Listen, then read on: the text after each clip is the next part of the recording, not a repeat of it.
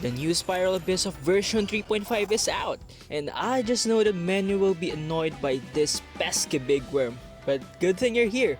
Hi, this is Albedo, and today I'm going to help you defeat the floor 12 of the new Spiral Abyss. Let's go! But before we start, let's first create a game plan. Let's do it by part. Here, let's focus on the new Abyss Herald Frostfall, as the Eremites have been around for a while now.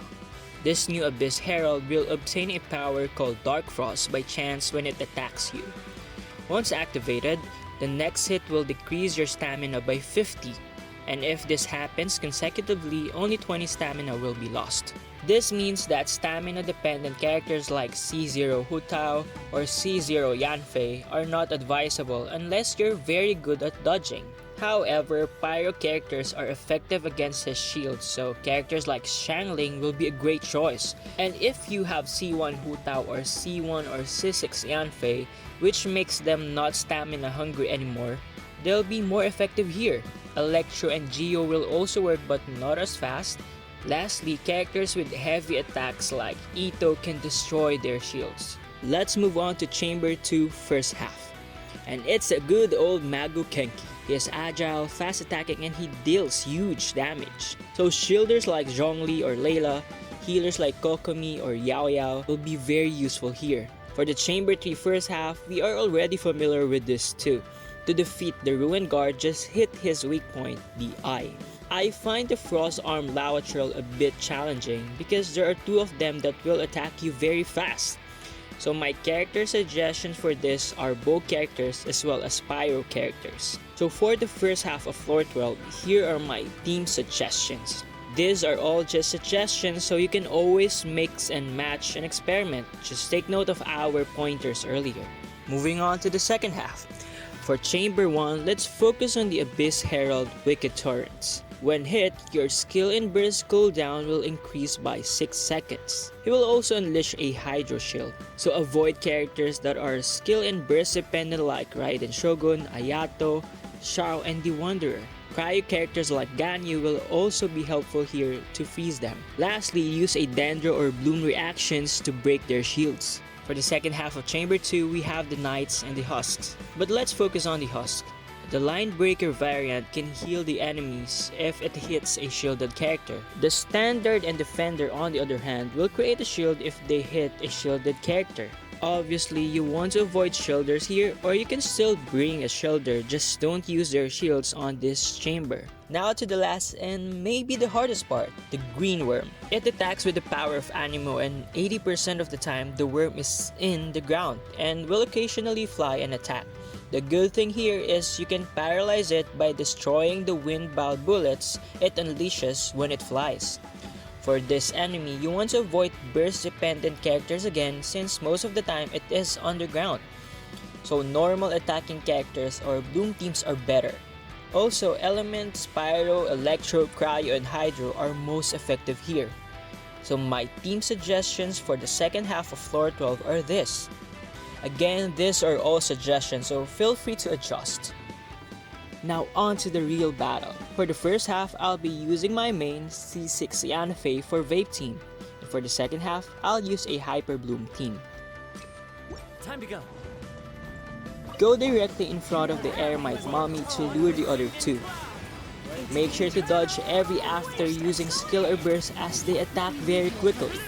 Just ignore the monsters and focus on the Eremites to save time.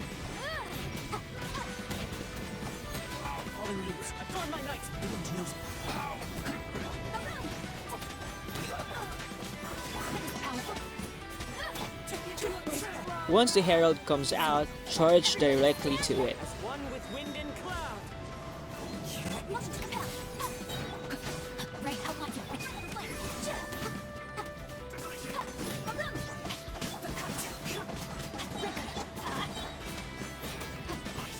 The shield will activate once his HP is low. From there, make sure to perform Pyro or heavy attacks.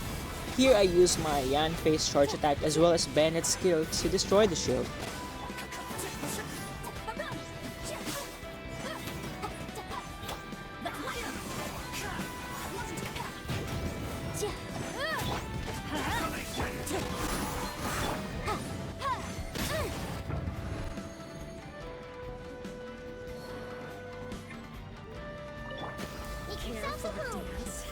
Just like earlier, focus on killing the Eremites and ignore the Pokemon.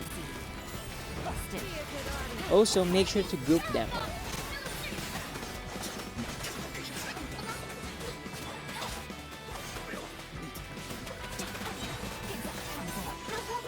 These heralds tend to move too much, so just go near the other and the other will follow.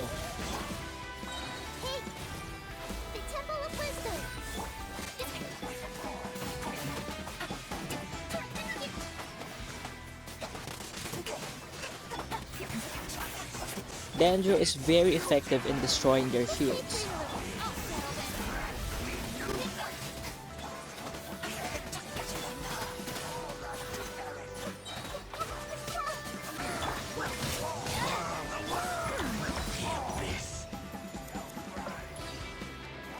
You won't deal much damage on the first 9 seconds with Mago Kenki, so exploit this time by getting energy like I did. At 71% HP and above, he has certain attack patterns that deals physical damage, and these are fast, so make sure to dodge or iframe. When his HP reaches 70%, he will transition to his next phase by dealing powerful Animo and Cry damage. A good indicator is when he floats while glowing, so make sure to dodge or iframe when he hits the ground, or ready your healer.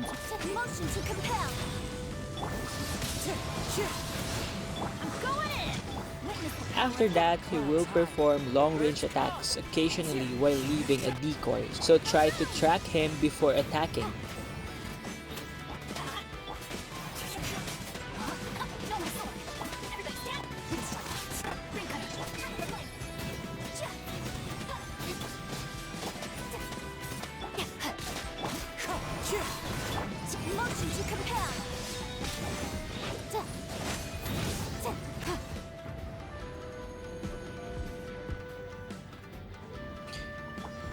Try to lure them by going to the corner or charging to one of them so the others will follow. This part is mostly a DPS test, so just try to Unga Bunga them.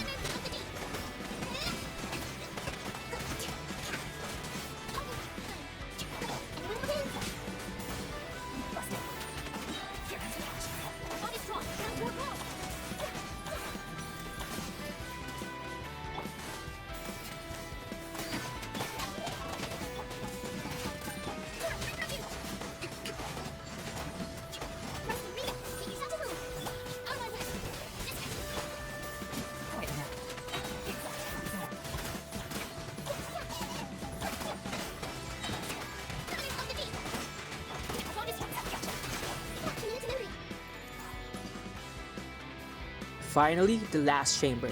Defeating the Ruin Guard is very straightforward. If you have a bow user, target his weak spot.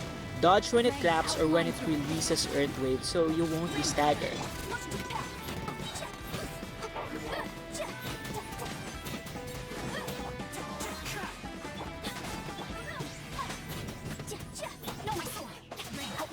Now to the harder part. Charge forward to one of the Lautrals to lure the other. Take note that they are very powerful when they are together. Also, beware of their ice cages that can make you immobile. You can move around from time to time to avoid this, or just jump or fly out of it. Rain outlines your motion to compel. Rain cutter. We are now on what might be the most annoying part, the worm. Although always underground, once it shows its body above, make sure to do quick damages like doing a normal attack or triggering Hyper Boom. The worm will do it several times, so make sure to capitalize on it.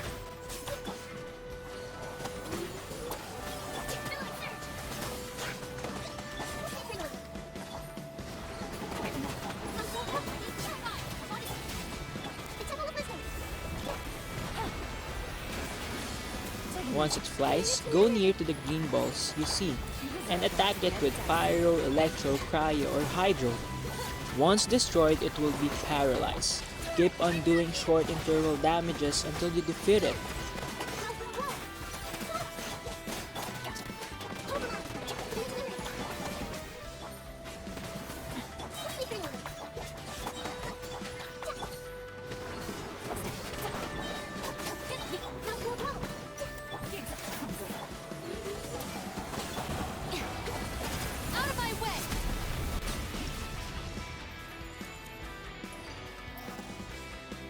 I hope this Spiral Abyss guide helped you. If it does, make sure to subscribe for more Genshin Impact content. Again, this is Earl Beidou. See you next time.